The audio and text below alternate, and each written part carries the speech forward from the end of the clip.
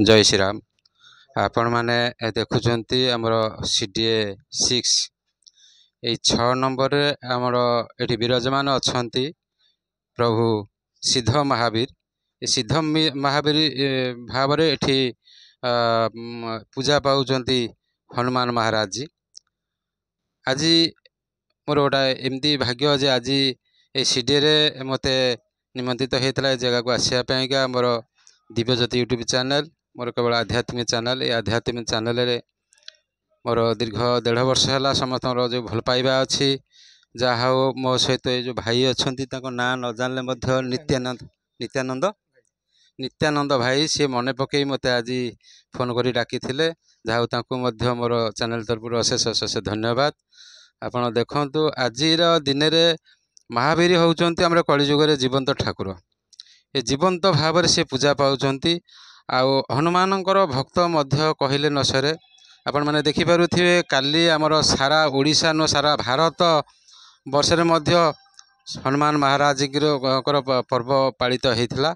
आउ ये होचे हमर हनुमान जयंती ठारू आरंभ होई एठी नाम संकीर्तन प्रवचन आउ यज्ञ मध्य करा जायछि। आउ काली तार होची पुनाहुति। आसंतु आमर एठिकार जे अछंती जने कर्मकर्ता भाई ताको सहित आमे आलोचना करिबा। आपण देखंतु भक्त माने केते सुंदर भाव रे कदली कांदी मध्य झुलेइचंती देखि पारुथिबे। एटी आपण माने देखंतु महावीर सामना रे जो यज्ञ प्रस्तुति कार्य हेइची। आज मध्य यज्ञ दिन बेले हेइतिला आउ काली होउची काली पूर्णा होतिला काली होउची पूर्णाहुति। आमर जे आमर सुनाम धन्य वक्ता आशीष महाराज सी आज आसी मध्य राम कथा शुणाउथिले भक्त मानकु। आउ विषय आमे भी आउ कौन कहबी तांकर अनेक वीडियो मध्य मु बनै सारिछि। आउ आशीष महाराज जो जगह रे सेठी से कथा करती राम कथा सेठी प्रबल मात्रा रे भक्त माने जाईकरी पहुँचती। किंतु आज दुर्भाग्य वर्षा टिके हेतिबार आज बहुत किछि लोक हेतिले तथा आशा करूछु काली जो पुनाहुति संध्या रे मध्य बहुत लोक आसिबे। मोर ये वीडियोटी जो पर्यंत पहुँचब आउ समस्ते भक्त माने मध्य आसिकरी पहुँचतु आसतु आमे ये जो भाई को सहित आमे आज कथा हवा। ये भाई मध्य तांकर परिचयटा देबे आ मंदिर रे केते वर्ष हला जड़ित मंदिर केते वर्ष हला तयारी हेइची से मध्य कहबे।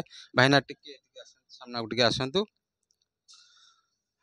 टिके प्रभु को विषय दीपद कहबे। आपन नाटा टिके नंद किशोर नंद मु एठी 22 वर्ष हलाणी मु मंदिर रहिलेणी। प्रथम जो आसी 2005 मसीहा नवेम्बर मासरे आसी पहुँचली आसी एठी पूजा करी अछि। ठाकुर विषय कौन कहबी आउ सिद्ध महावीर होचंती 22 वर्षर आज्ञा आज्ञा आज्ञा 22 वर्षर माने यज्ञ हलाणी 22 वर्ष हलाणी। आपण जते प्रभु को एठी स्थापन करितले आपण सहित को माने थिले हमर अनुष्ठान लोक आउ हमर अनुष्ठान लोक माने सब थिले। सेतेले जते लोक थिले वर्तमान ना लोकन को संख्या टिके निश्चय बढ़िछ बढ़िछ बढ़िछ। ए जो खर्च होउची आपन को मान सब बहन हमर सब कर्मकर्ता अछंती प्लस हमर बाहर लोक सब अछंती से माने दउछन अनुष्ठान को अनुदान दउछन सेते चलीची। आ आज जो कार्यटी होउची एटा केबे ठानु स्टार्ट हलानी पणा संक्रांति ठारू 14 तारिख पणा संक्रांति आरंभ होला सरीबो को दिन आई काली सरीबो 16 तारिख रे। एटी प्रभु कर आउ वर्ष सारा भीतर आउ कोन सब कार्तिक पूर्णिमा टिके हुए। आपण आज ए जो प्रभु कर कार्य होची आपण काली पाइका संध्या रे काली जो हमर पुनाहुति अछि भक्त मानु कोन कहबे निमंत्रित करिवे आसिया पे योगदान द हमर संध्या चैनल जो दिव्यज्योति यूट्यूब चैनल आध्यात्मिक चैनल आज्ञा ए चैनल माध्यम रे आपण कोन भक्त मानु को हमर संध्या 6टा रे हमर पुनाहुति होबाक जाउची एवं 7टा बेलू प्रसाद सेवन आरंभ हबो। समस्त भक्त मान को अनुरोध आपण माने आसी एठारे प्रसाद सेवन करी जीवे।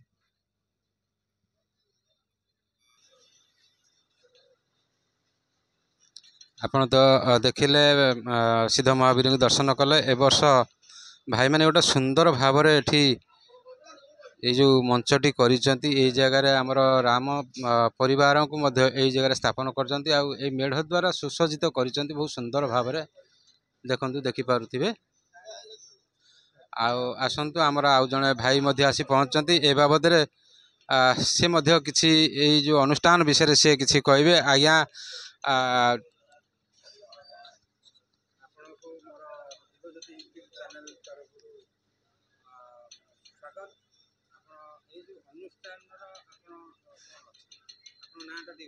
मो ना रवींद्र कुमार पंडा। ये अनुष्ठान प्रथम मंदिर स्थापना आरंभ ठाकुर को स्थापना करा एटू स्थापना बहुत लोग सहयोग करते मु स्थापना ये कर मंदिर।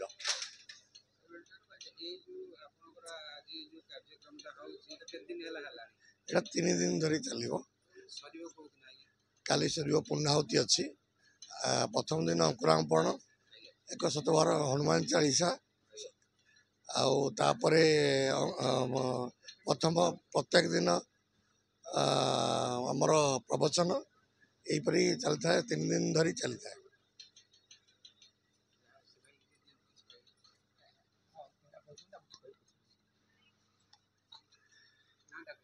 मु विजय कुमार सामल सेक्टर 6 बासिंदा आउ दीर्घ दिन हम मु अनुष्ठान सहित ओतप्रोत भाव जड़ित आ प्रभु सिद्ध महावीर महात्म्य केते लोक जे उपकृत होती तेणु ये अनुष्ठान टी एमती चली यज्ञ वार्षिक उत्सव सब करा मुख्य भूमिका रही महेंद्र कुमार स्वाई जे कि ये संस्था अवदान यथेष्ट अधिक आउ प्रत्येक दिन प्रवचन कीर्तन आउ जिते जहाँ प्रकार पूजा सिद्ध महावीर ये यज्ञ आरंभ हो यज्ञ सरी संध्या को प्रवचन करा जाए एमती 22 वर्ष हम चली।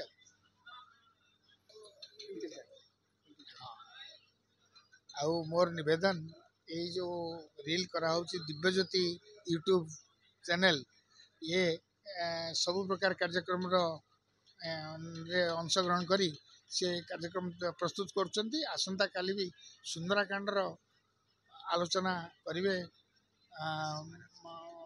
माननीय श्री आशीष कुमार पट्टनायक आउ तेणु काली आपण माने समस्ते परिवार सहित आसी यही प्रवचन रे भाग नहीं प्रभु को कृपा भिक्षा करंतु कृपा लाभ करिवे।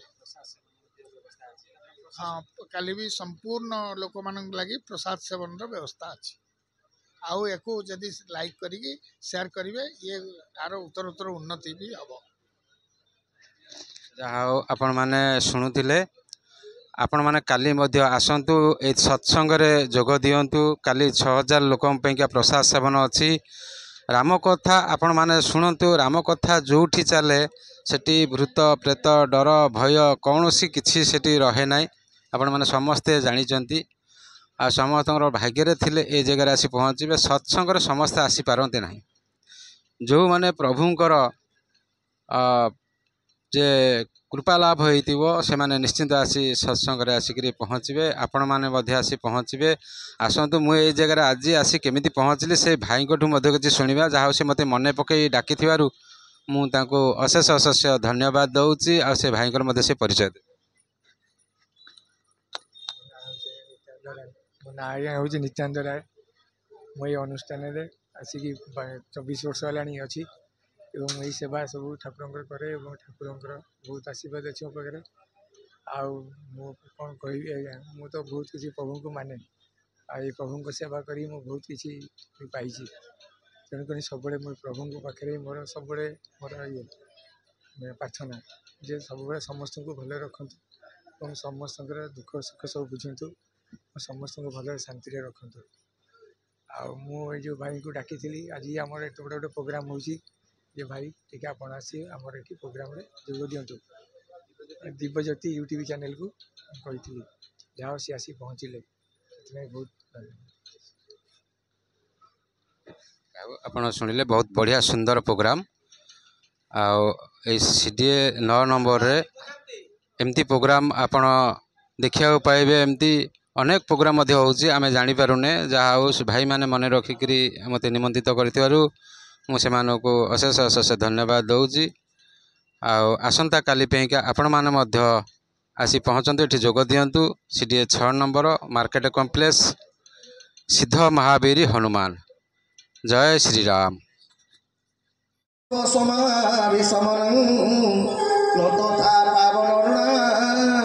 ଶ୍ରୀମତ ହରି କଥାମୃତମ୍। ଏ ସଜନ ବ୍ରହ୍ମାଣ୍ଡ ଯାକରେ ଯେତେ ତୀର୍ଥ ଅଛି ସବୁତକ ତୀର୍ଥକୁ ପରିକ୍ରମା କରିବେ। ବ୍ରହ୍ମାଣ୍ଡ ଯାକରେ ଯେତେ ଦେବତା ଅଛନ୍ତି ସବୁ ଦେବତାମାନଙ୍କୁ ଦର୍ଶନ କରିବେ। ଇଏ ସବୁତକର ପୁଣ୍ୟ ଗୋଟେ ପଟେ ରଖିବେ, ଆଉ ଭଗବାନଙ୍କର କଥା ଶ୍ରବଣ କରିବାର ପୁଣ୍ୟଟା ଗୋଟେ ପଟେ ରଖିବେ। ପିତାମହ ବ୍ରହ୍ମାଙ୍କୁ ଭଗବାନ କହିଲେ, ବ୍ରହ୍ମା ମୋ କଥା ଶ୍ରବଣ କରିବାର ପୁଣ୍ୟ ଇଏ ସବୁ ପୁଣ୍ୟଠୁ ଅଧିକା ହେବ। ଅର୍ଥ ଆମେ ଯେତିକି ଆଜି ଏଠି ବସିଲେ ଆମ ଅଜାଣତରେ ଆମ ଖାତାରେ ଚିତ୍ରଗୁପ୍ତ ଲେଖି ସାରିଲାଣି, ବ୍ରହ୍ମାଣ୍ଡ ଯାକ ଯେତେ ତୀର୍ଥ ପରିକ୍ରମା କରିଛ, ବ୍ରହ୍ମାଣ୍ଡ ଯାକ ଯେତେ ଦେବତା, ଆଜ୍ଞା ଯେତେ ତୀର୍ଥରେ ସ୍ନାନ, ସବୁତକର ପୁଣ୍ୟ ଫଳ ଆପଣମାନେ ପାଇସାରିଲେଣି। ବ୍ରହ୍ମା ବୁଝିପାରିଲେନି, କହିଲେ ପ୍ରଭୁ ଗୋଟେ ଦିନ ଆପଣଙ୍କ କଥା ଯିଏ ଶ୍ରବଣ କରେ ତାକୁ କ'ଣ ଲାଭ ମିଳିବ? ଆଜ୍ଞା ପିତାମହ ବ୍ରହ୍ମା ଶ୍ଲୋକ ନମ୍ବର 42ରେ ଭଗବାନ ନାରାୟଣ କ'ଣ କହିଲେ? କହିଲେ ଅଶ୍ୱମେଧ ସହସ୍ରାଣୀ ବାଜପେୟ ଶତାନିଚ। ଆଜ୍ଞା 1000ଟା ଅଶ୍ୱମେଧ ଯଜ୍ଞ କରିବେ, 100ଟା ବିଷ୍ଣୁ ଯଜ୍ଞ କରିବେ। ଯେତିକି ପୁଣ୍ୟ ଗୋଟେ ଦିନ ଭଗବାନଙ୍କ କଥା ଶ୍ରବଣ କରିବେ ସେତିକି ପୁଣ୍ୟବାନ। ମାନେ ଆମେ ଯେଉଁମାନେ ଏଠି ବସିଛେ ଆମ ଅଜାଣତରେ 1000 ଅଶ୍ୱମେଧ ଯଜ୍ଞ, 100ଟା ବିଷ୍ଣୁ ଯଜ୍ଞର ପୁଣ୍ୟ ଫଳ ଆମକୁ ମିଳିସାରିଲାଣି। କିନ୍ତୁ ଯେଉଁ ଜାଗାକୁ ଗଲେ 1000ଟା ଅଶ୍ୱମେଧ ଯଜ୍ଞ, 100ଟା ବିଷ୍ଣୁ ଯଜ୍ଞର ପୁଣ୍ୟ ଫଳ ମିଳିବ, ଚଉକି ପକେଇକି ମାଇକି ଲଗେଇକି ଡାକିଲେ ଏ କଳିଯୁଗରେ ଲୋକ ଆଜ୍ଞା ଆସିବେନି। ଆଉ ଯେଉଁ ଜାଗାକୁ ଗଲେ ପାପ ହବ ଲୋକ ଠେଲି ପେଲି ବାଡ଼ିଆ ବାଡ଼ି ହେଇକି ଯିବେ। ମୁଁ ଆପଣଙ୍କ କଥା କହୁନି, ଦେହକୁ ନେବେନି।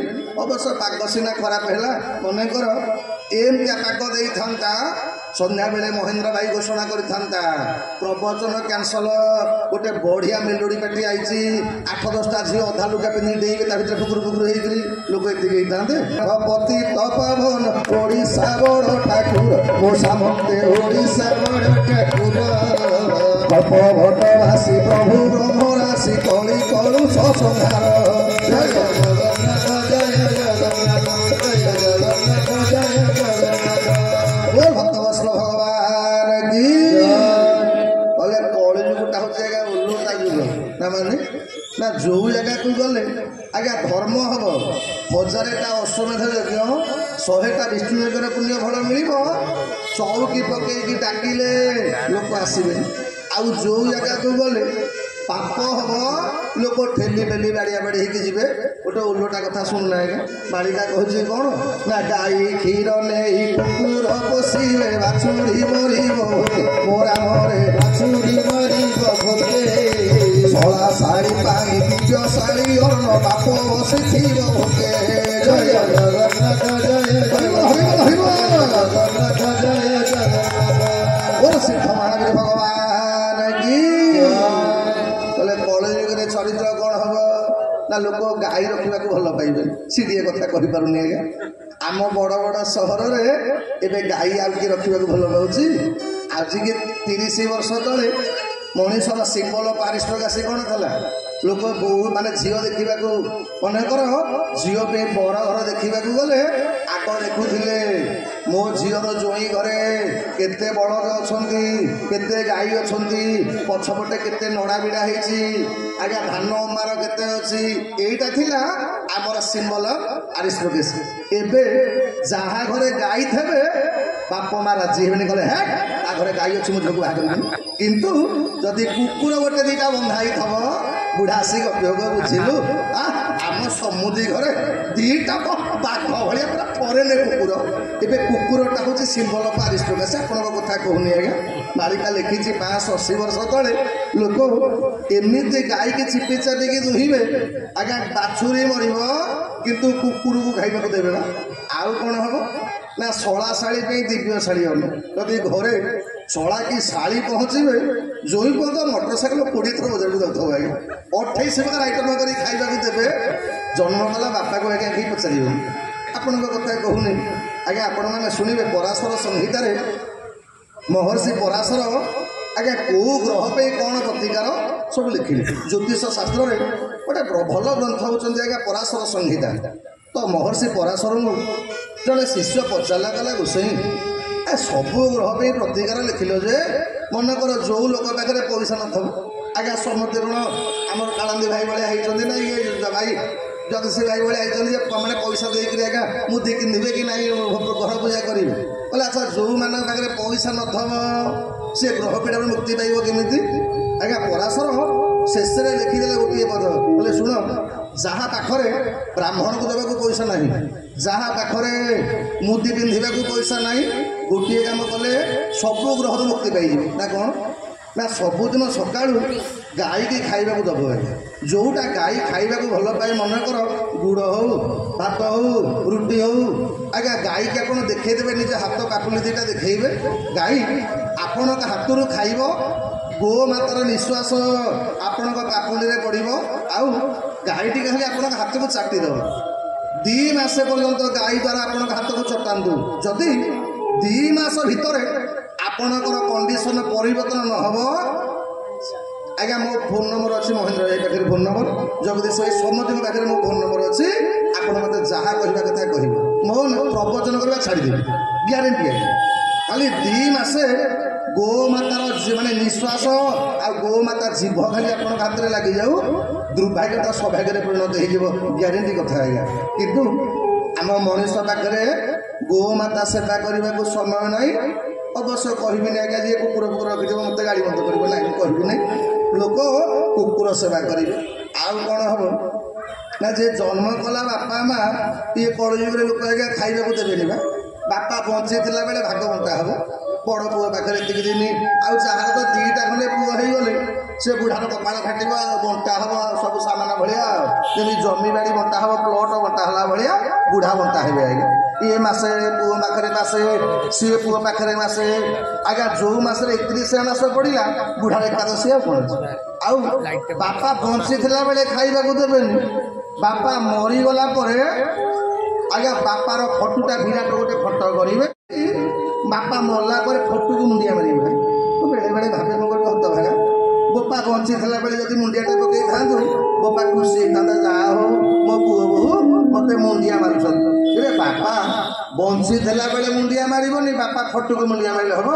ଖାଲି ସେତିକି ନୁହଁ ଆଜ୍ଞା, ବାପା ବଞ୍ଚିଥିଲା ବେଳେ କୋଉନ ଖାଇବାକୁ ଦେବେନି, ଆଉ ବାପା ମରିଗଲା ପରେ 11 ଦିନ ପୁରା ସିଡ଼ିଏ ଯାକ ଲୋକଙ୍କୁ ଡାକିବେ, ଲକ୍ଷ ଲକ୍ଷ ଟଙ୍କା ଖର୍ଚ୍ଚ କରିବେ, ପୁଣି କାନିରେ ବା କଲର ଟିକି କହିବ ମୋ ବାପା ମରିଗଲା, ଟଙ୍କା 10 ଲକ୍ଷ ଉଡ଼େଇଦେବେ। ହତଭାଗା ବାପା ଜାଣିଲା ଆଉ ବାପା ତ ମରିକି ଯେ ଆଉ ପୁଣି ଆମ କଳିଯୁଗରେ ଲୋକଙ୍କର ଚରିତ୍ର କ'ଣ କରିବ? ବାପା ବଞ୍ଚିଥିଲା ବେଳେ ବନମାଳି ଭଲ ପାଇବେନି ବା, ବାପା ମରିଗଲା ପରେ ଯେଉଁ ବେଳିକିଆ ଖାଇବାକୁ ଦିଅନ୍ତିନି, ଅଛି ନା ନାହିଁ ଆପଣଙ୍କ? ହଁ, ଗୋଟେ ବେଳିକିଆ ଖାଆନ୍ତି ଆଜ୍ଞା 10 ଦିନ ଯାଏଁ। କ'ଣ ଲୁଣ ହଳଦୀ ପଡ଼ିବନି, ସେ ଫୁଟଣ ହେବନି, ସେ ଜାଟା ଆଜ୍ଞା ତାକୁ ନେଇକି ଥୋଇକି ଆସିବେ, ଯେମିତି ଥୋଇକି ଆସିବେ ଇଏ କୁକୁର ଆଜ୍ଞା ବୁଲୁଥିବ, ଯେମିତି ଦେଖିବ ଗରମ ଡାଲମା ଫାଲମା ଆଇଲାଣି ଆଜ୍ଞା, ସିଏ ତାର ଖାଇବ। 2-3 ଦିନ ଗଲା ପରେ ଇଏ ଗରମ ଭାତ ଖାଇକିରି ଆଜ୍ଞା କୁକୁର ଜିଭ ପୋଡ଼ିଯିବ। 3ୟ ଦିନ ବେଳକୁ ଆଜ୍ଞା ଭାତ ବଢ଼ା ହେଇଥିବ, କୁକୁର ଆଉ ଖାଇବାକୁ ଆସିବନି। ପିଲା ମନେ ମନେ ଭାବିବେ, କହିବେ ହେଇ ଏ ବାପାଟା ତ ଆମର କୁକୁର ରୂପରେ ଡେଲି ଆସି ଖାଉଥିଲା, ଆଜି ଖାଉନି କ'ଣ ଦେଇକିରି, ବାପା ରାଗିଛି ନା କ'ଣ? ସାଙ୍ଗେ ସାଙ୍ଗେ ଡାକ ପକେଇବ, ଏ ନାନୀ ଏ ଭାଇନା ସମସ୍ତେ ଆଇଲ ଆଜି କାହିଁ ବୋପା ଆମର ଖାଉନି, ସବୁଦିନ ଖାଉଥିଲା। ଆଜ୍ଞା ଜନ୍ମ କଲା ବୋପାକୁ ମୁଣ୍ଡିଆ ମାରି ନଥିବେ, କୁକୁର ଗୋଡ଼ରେ ଯାଇକି ପଡ଼ିବେ। ବାପା ତମେ ତ ମରିକି ଯାଇକି ସ୍ୱର୍ଗରେ ରହିଲଣି, କାହିଁ କାମ ହଇରାଣ କରୁଛ, ଗଣ୍ଡେ ଖାଇଦେଇକି ଯା। ଏ କୁକୁର ଅନେଇକି ବଇଛି, କେତେବେଳେ ଡାଲମାଟା ଥଣ୍ଡା ହେବ ସେ ଗଣ୍ଡେ ଖାଇଦେଇକି ଯିବ। ଆଜ୍ଞା ଯେମିତି 15-20 ମିନିଟ୍ ଗଲା ପରେ ଡାଲମା ଥଣ୍ଡା ହେଲା, କୁକୁର ତାର ଖାଇଲା। ପିଲାମାନେ କ'ଣ ଭାବିବେ, କହିବେ ହେ ଯାହା ହଉ ଆମେ ବାପାକୁ ମୁଣ୍ଡିଆ ମାରିଲୁ ତ ସେଇଥିରେ ବୋପା କୁକୁର ରୂପରେ ଖାଇଦେଇକି ଗଲା, କଳିଯୁଗ ମଣିଷ ଆଜ୍ଞା। ତେଣୁ ଯାହା ହଉ ଜୀବନରେ ଭଗବାନଙ୍କର କଥା ଶ୍ରବଣ କରିବାର ସବୁଠାରୁ ପୁଣ୍ୟ ଆଉ ଜଗତରେ କିଛି ନାହିଁ। ଆଉ ଆମର ସୌଭାଗ୍ୟ ଆମେ ଏ 2 ଦିନ ଯେଉଁ କାର୍ଯ୍ୟକ୍ରମ ଭିତରେ ହନୁମାନଙ୍କର ପବିତ୍ର ଚରିତ୍ର ଶ୍ରବଣ କରିବା, ପ୍ରେମର ସହିତ 2 ବାର କୀର୍ତ୍ତନ କରିବେ। ସୀତାରାମ ରାମ ରାମ ରାଜା ରାମ ରାମ ରାମ, ସୀତାରାମ ରାମ ରାମ ରାଜା ରାମ ରାମ ରାମ, ସୀତାରାମ ରାମ ରାମ ରାଜା ରାମ ରାମ ରାମ, ସୀତା हरि हरि राम सीता राम राम राम राजा राम राम राम सीता राम राम राजा राम बोल भक्तवत्सल भगवान की जगन्नाथ भगवान की जय पुणे हनुमान पाखे सामंत जे चतुर्वर्गाधिकारी लक्ष्मी परिचारी शिवे रही हेमंत सावंत आश्रे करी शिव सुख पाई जय जगन्नाथ पतित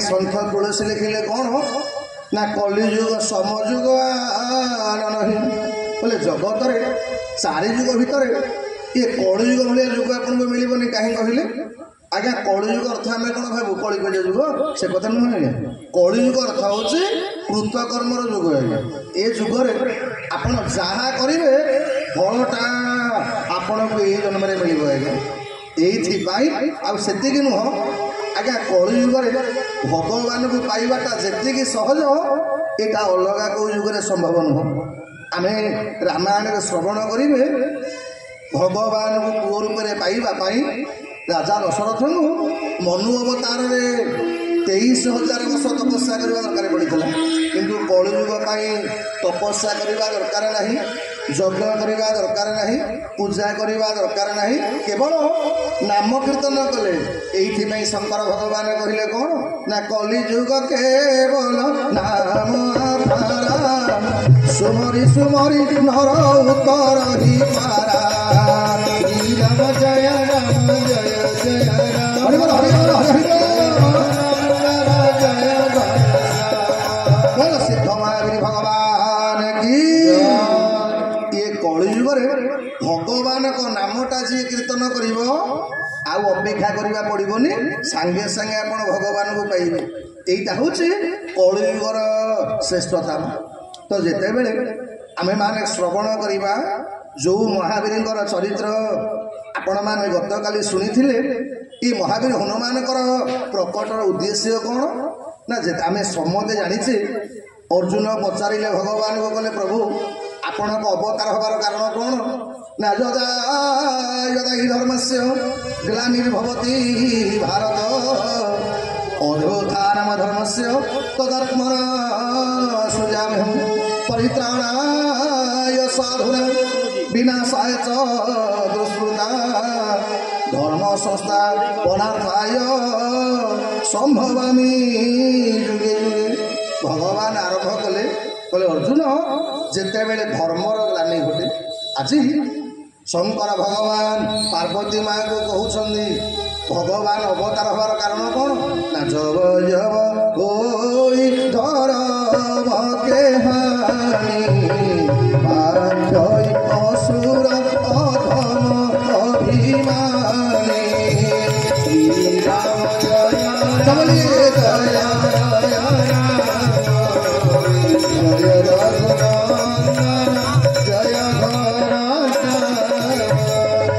आरंभ शंकर भगवान कले पार्वती जप जप हुई धर्म कहानी आज्ञा जिते बड़े धर्मर ग्लानि घटे के सजन एबे जेते कलिजुग आज्ञा बयस बढ़ुची आम मनीष मानक छाड़देले अन्य कौन पशु पक्षी मैंने धर्म छाड़े मनकर आज की 30 वर्ष तले कटक गाई मैंने घास खाइबा पाऊले आज्ञा से घास खाई जो क्षीर दौले एबे आम कटक सहरी गाई शुद्ध पॉलिथिन आज्ञा कागज खाऊँ कि क्षीर देवा बंद कर अच्छा 20-30 वर्ष तले कुकुर मान चरित्र जहाँ था आज्ञा जी खाइबा दब कुकुर जीवन जाक लांगुड़ हले पछरे गोड़े ये मालिक मत खाइबा कुकुर ता धर्म छाड़ी କୌଣସି ପଶୁପକ୍ଷୀ ତାଙ୍କ ଧର୍ମ ଛାଡ଼ି ନଥିଲା ବେଳେ କେବଳ ଆମରି ମଣିଷ ଆମେ ଏବେ ଧର୍ମ ଛଡ଼ା ହେଇଗଲୁ।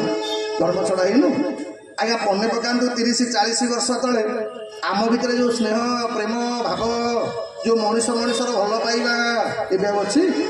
ଆଉ ଯେଉଁ ପରିବାର ହେଇକି ରହିବା, ଭାଇମାନଙ୍କ ଭିତରେ ଯେଉଁ ସମ୍ପର୍କ, ଇଏ ଦିନକୁ ଦିନ ସମ୍ପର୍କ କମି ଯାଉଛି। ବାପକୁ ତ ପୁଅ ପଚାରୁନି, ଆଉ କାହା କଥା କ'ଣ କହିବା?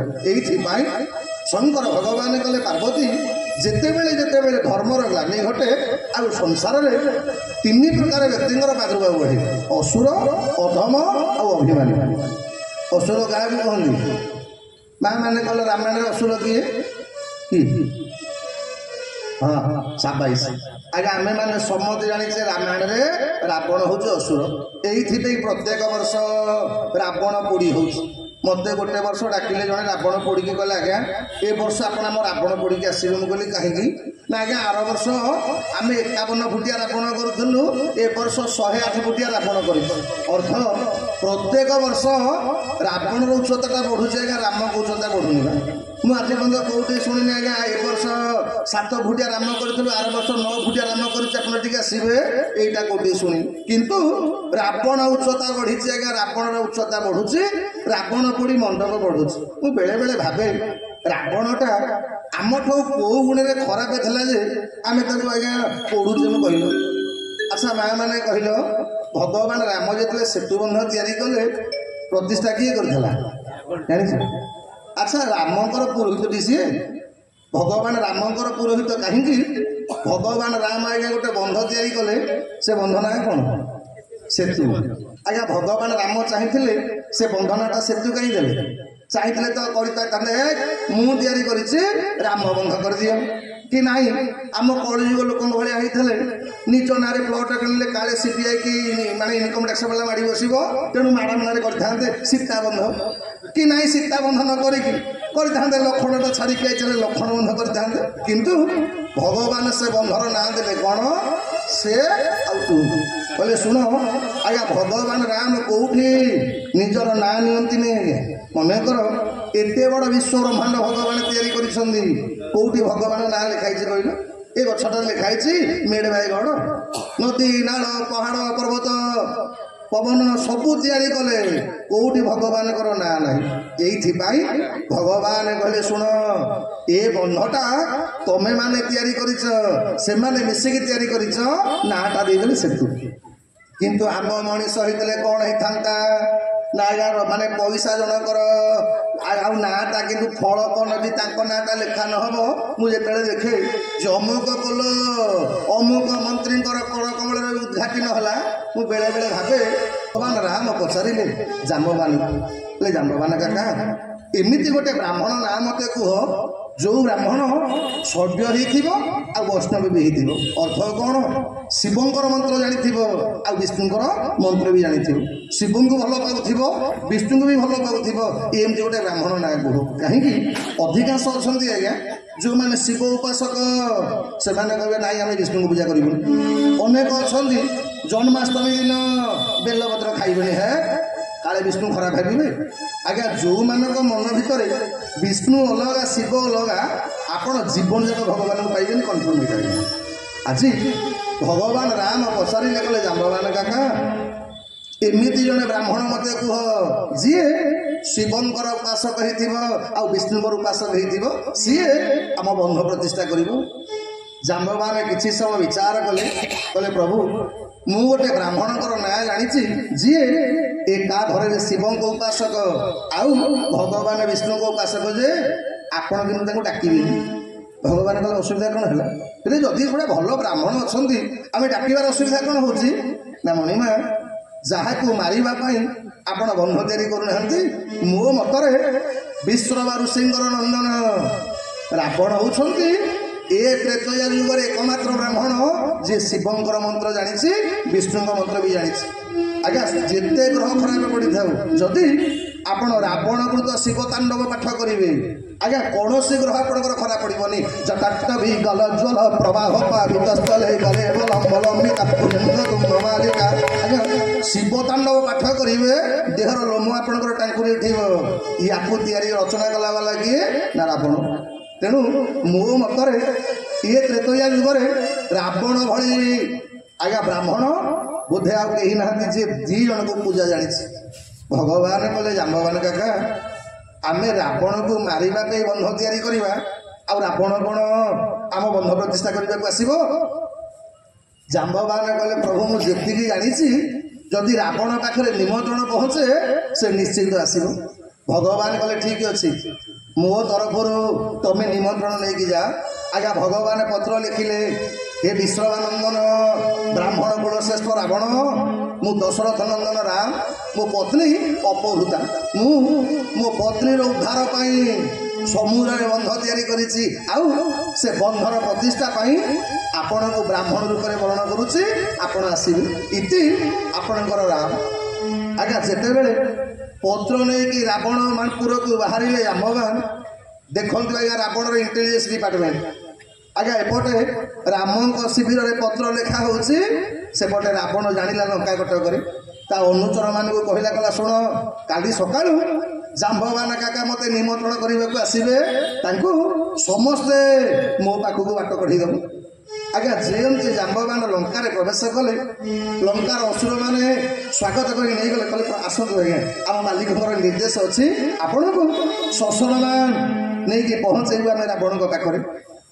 ଯେମିତି ଜାମ୍ବବାନ ରାବଣ ପାଖରେ ପହଞ୍ଚିଗଲେ, ରାବଣ ଜାମ୍ବବାନ କହିଲେ, କହିଲେ ଲଙ୍କପତି ରାବଣ, ମୁଁ ତମକୁ ରାଜା ହିସାବରେ ନୁହଁ, ମୋ ମାଲିକଙ୍କର ବନ୍ଧ ପ୍ରତିଷ୍ଠା ପାଇଁ ବ୍ରାହ୍ମଣ ରୂପରେ ବରଣ କରିବାକୁ ଆସିଛି, ଆଉ ଆପଣ ଆମ ମାଲିକଙ୍କର ବ୍ରହ୍ମ ମାନେ ବନ୍ଧ ପ୍ରତିଷ୍ଠା କରିପାରିବେ?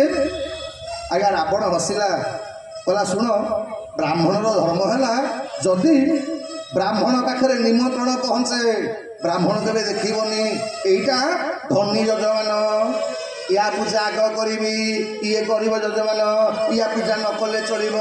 ଆଜିକାଲି ଯେମିତି ଆଜ୍ଞା ସବୁ ପଣ୍ଡିତ ମାନେ ସେମିତି ନୁହଁ ଆଜ୍ଞା, ଅଧିକାଂଶ ପଣ୍ଡିତ ଆପଣ ଦେଖିବେ ଯଦି ଭଲ ଯଜମାନ ଗୋଟେ କର ଦେଖିବନି ଯେ ରୋଗୀଟା ପଇସା ଦେଇପାରିବ କି ନ ଦେଇପାରିବ। ଡାକ୍ତର ଦେଖିବନି ଏ ରୋଗୀଟା ମୋର ଶତ୍ରୁ କିମ୍ବା ଏଇଟା ମୋର ମିତ୍ର। ସେମିତି ବ୍ରାହ୍ମଣର ଧର୍ମ, ସିଏ ଦେଖିବନି ଏ ମୋ ଶତ୍ରୁ କିମ୍ବା ମୋର ମିତ୍ର। ରାବଣ କହିଲା ଶୁଣ ମୁଁ ତମ ମାଲିକଙ୍କର ପୁରୋହିତ ହେବା ପାଇଁ ରାଜି ଅଛି। ଆଜ୍ଞା ଜାମ୍ବବାନ ଖୁସି ହେଇଗଲେ, ଯାହା ହଉ ବ୍ରାହ୍ମଣ ସ୍ଥିର ହେଇଗଲେ। ଆଚ୍ଛା ବ୍ରାହ୍ମଣ ସ୍ଥିର ହେଲା ପରେ 2 ନମ୍ବର କାମ କ'ଣ? ଆଜ୍ଞା ଡେଟ୍ ଦେଖିବ, ବ୍ରାହ୍ମଣ ଗୋଟେ ପାଞ୍ଜି ଦେଖିକିରି କହିବ କୋଉଟା ଶୁଭ ବେଳା।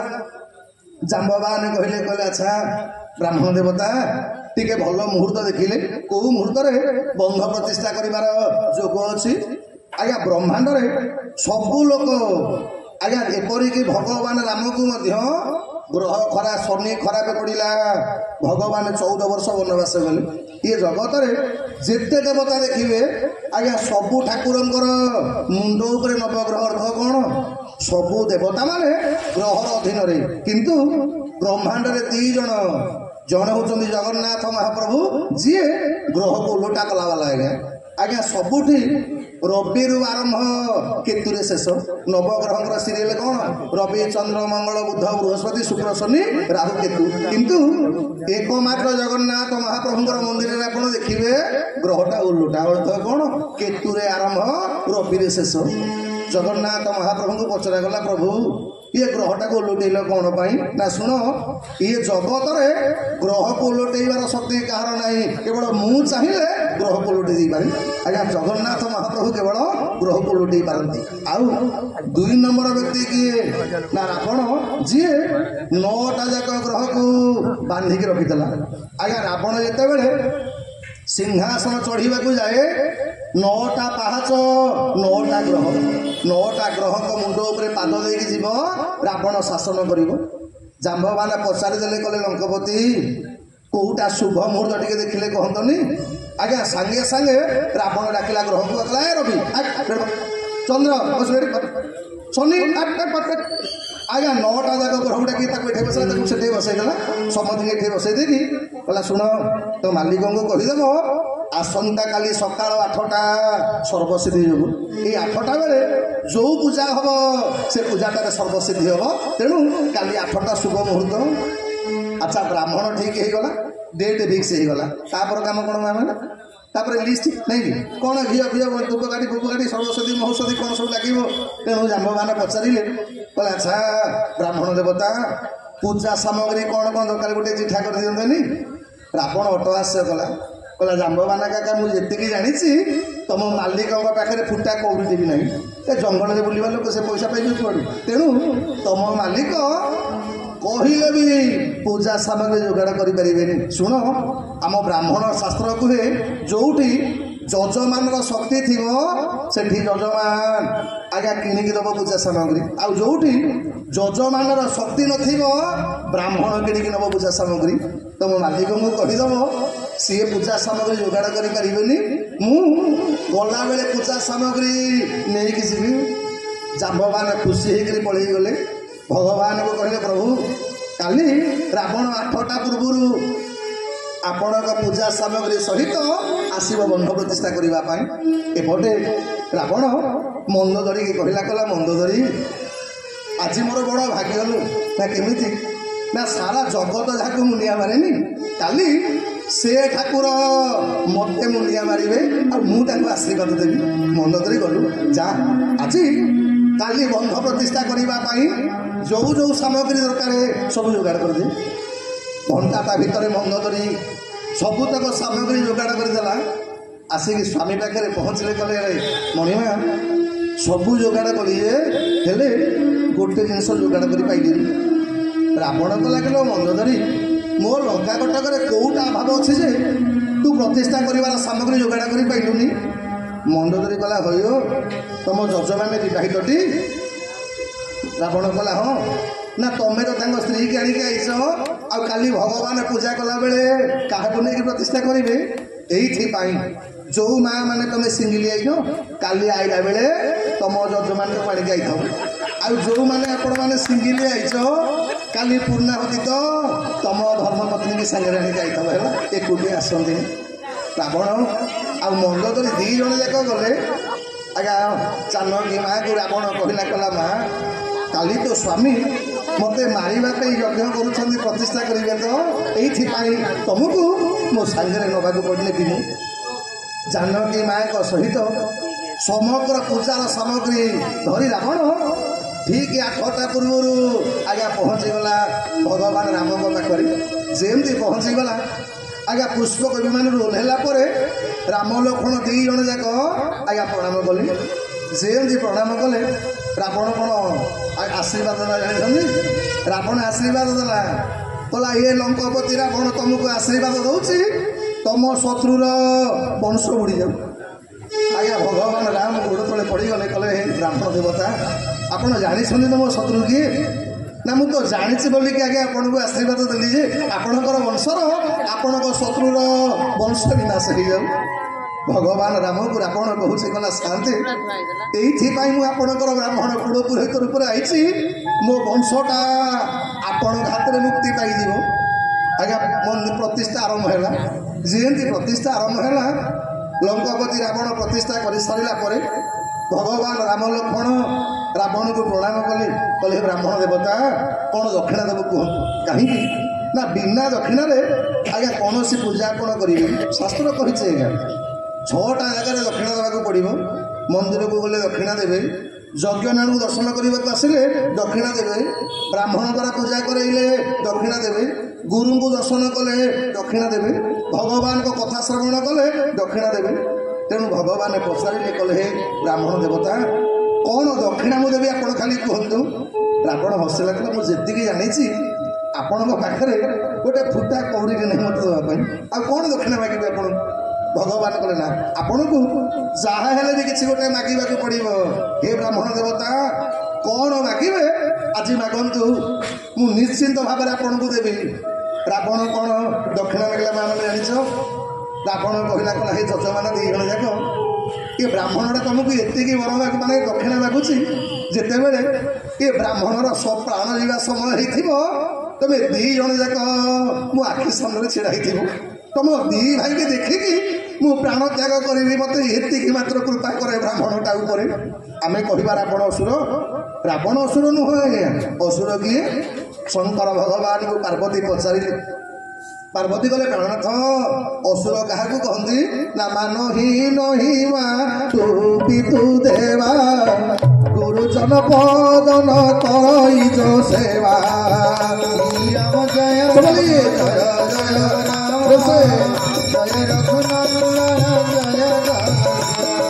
बोल श्याम रामचंद्र भगवान की शंकर भगवान गले पार्वती रावण असुर नुहम असुर किए ना जी निजर बापा माँ को कथा माने जी निजर बापा माँ को घर तोड़ी दिए जी बुढ़ा काल में बापा माँ को सेवा करेनी से हूँ असुर मान ही नहीं मातु पितु देवा जी देवता को मानेनी ब्राह्मण मान को सम्मान दिएनी सन्थ मान को सम्मान दिएनी ये दुनिया रे से हूँ असुर ना आउ असुर किए ना जे लंपट पर धन पर तारा पाढ़े खल बहु चोर जुआरा श्री राम जय राम हरि बोल हरि हरि बोल हरि हरि बोल हरि बोल जय रघुनंदन जय घनश्याम बोल सिद्ध महावीर भगवान की बोले जी पर नारी पर धन प्रति आसक्त शंकर भगवान कले पार्वती से माने हेले असुर आउ से असुर मान को विनाश करने भगवान अवतार हुए तेणु जिते बेले आज रावण अत्याचार असुर मान अत्याचार सबू देवता माने एकाठी होगा पड़ना कहीं कहले आज्ञा कलियुग ये सतसंगर आयोजन कौन आपण मैंने मन मन भावुवे कि आम तो घरे प्रार्थना कले भगवान आमको कृपा करेंगे आमे वर्षा राति ये मशा कामुड़ थवा आम जीवु कौन पे सिद्ध महावीर पाखक ये सजन जिते बड़े पर्यटन देवता माने एकुटिया एकुटिया भगवान को डाकुले आज्ञा भगवान को कृपा हो नाला जिते बड़े देवता माने एकाठी समते भगवान को डाकवा आरंभ कले सबू देवता माने एकाठी हो गले क्षीर समुद्र तटरे प्रार्थना करने को आरंभ कले कौन कूले भारी कोई धर सुंदरी विनय ब्रह्मांग आगे कहिला रावण प्रतापे देह होइला दुसह कि करिबि कह बोली एबे बोइला सके तु शुणी ता कथा सके तु शुणी कथा कहिले जगन्नाथଙ୍କୁ अवनीरथा तु सके तु शुणी हरि बोल हरि बोल हरि बोल कहिले जगन्नाथଙ୍କୁ बोल जगन्नाथ भगवान की ये सतसंगर आयोजन है कहीं आम एकाठी बसी भगवान को स्मरण डाकिले भगवान जिते जल्दी संतुष्ट होती एकुटिया डाकिले आज्ञा संतुष्ट होती सबू देवता माने एकाठी हेले भगवान को स्मरण कले जी स्मरण कले भगवान आज्ञा प्रथम सीधा सड़क भगवान आसती नहीं आज्ञा भगवान आसला पूर्व आग कौन हुए आज्ञा शून्य बाणी हुए अर्थ कौन आज आम मैंने जो मैंने बसी